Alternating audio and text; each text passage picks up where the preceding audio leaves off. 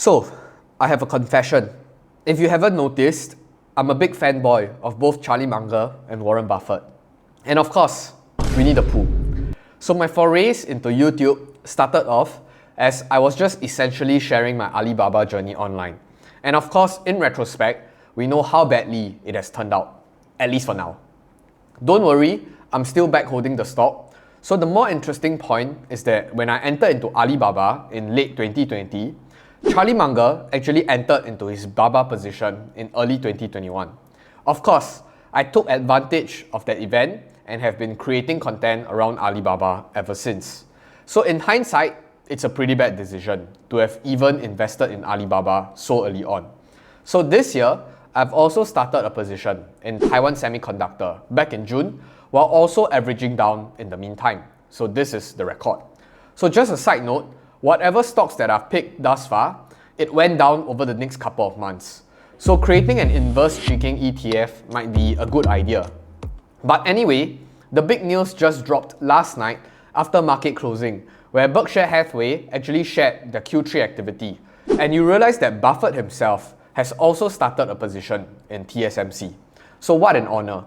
So in this video, I'll share some thoughts behind this recent acquisition by Buffett and my own thesis of TSMC and what I intend to do going forward. So you know what's the first course of action? It's clearly to smash that freaking like button. I'm not asking for anything more. TSMC currently sits at around 1.4% of Berkshire's portfolio. And even though 1% might seem extremely small, it's Buffett we're talking about. So his TSMC position is around $4.1 billion. Billion with a B. So I would presume that it's kinda a starter position for him.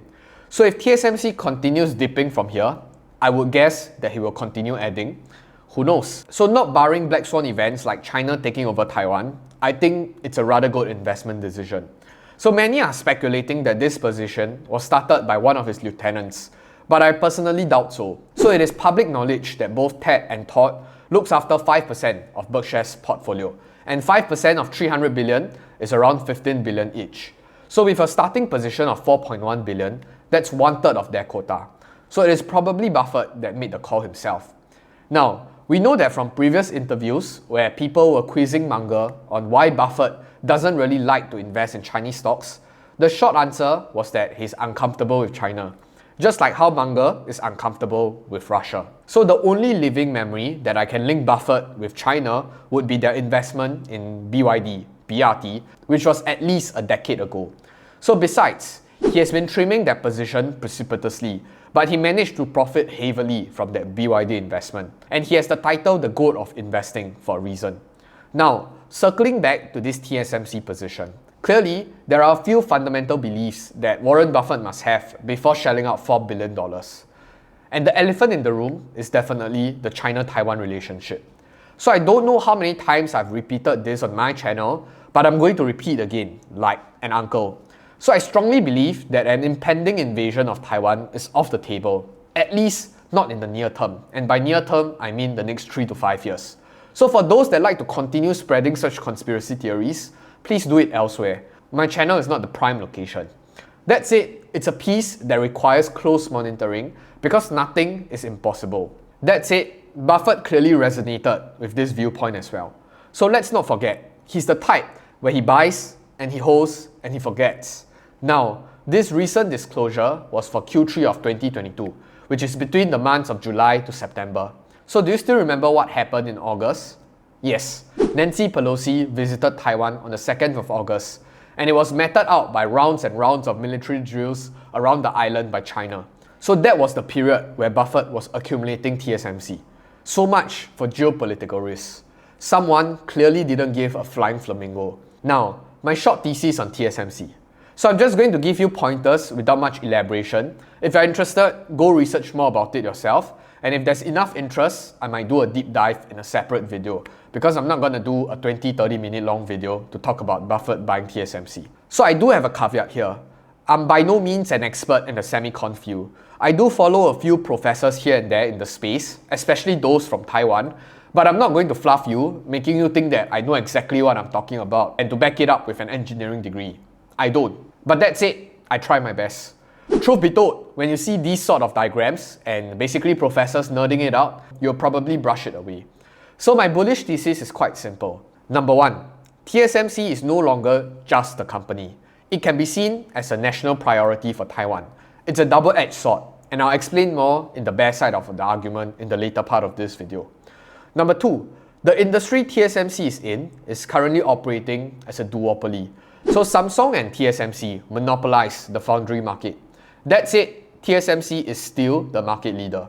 It's a crazy moat around TSMC because if you were to study the competitors, only Samsung comes close in terms of research capabilities to produce 3nm and 1nm chips. I think I read it somewhere that they had already crossed that milestone, but yield might still be an issue. So the rest of them, especially competitors like Intel, are like light years behind them, and a high level of capex is needed in order to catch up. That said, it is again a double-edged sword, which I'll explain later. Number three, and also the most important point, the brand recognition and trust their partners have with TSMC. So Intel had the lead in the earlier part of the decade, but TSMC put their head down and stayed on course. So in 2021, Apple is TSMC's biggest customer, sitting at around 26% of their revenue share.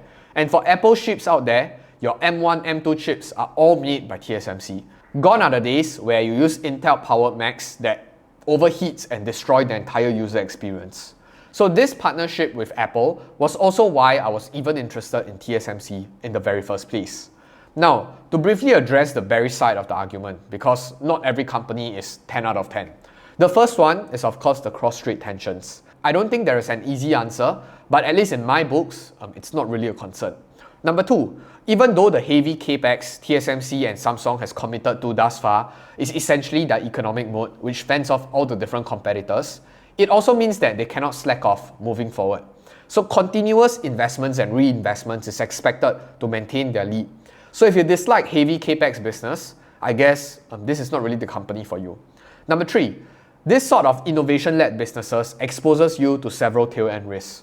So one of such tail-end risks, especially when the US is basically trying to strangle China by its neck, if China is able to figure out an alternative, the alternative need not be superior to the advanced chips being produced by the incumbents. As long as it's cheaper and the performance is acceptable, I think it will disrupt the entire value chain. So this sounds like sci-fi and fantasy for now, but all I can say is this: let's not underestimate the Chinese, especially desperate ones. So the last point, the entire semicon space is probably going to experience a supply glut moving into 2023.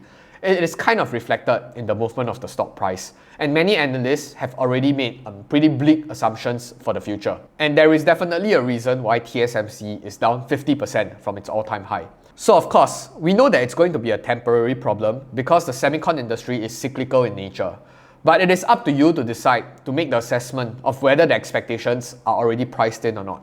So my plan is relatively simple. I'm already invested, although it's a pretty small position on a portfolio basis. It's currently around 2 to 3% of my portfolio. I want to make it bigger, but I was waiting for a lower price. So I know there will definitely be a Buffett effect where TSMC was up 6%.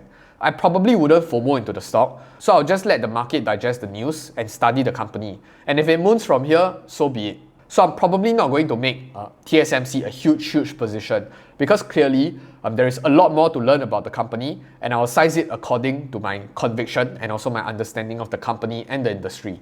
So with that, I'll see you in the next video, but more importantly, I will see you on the moon. Goodbye!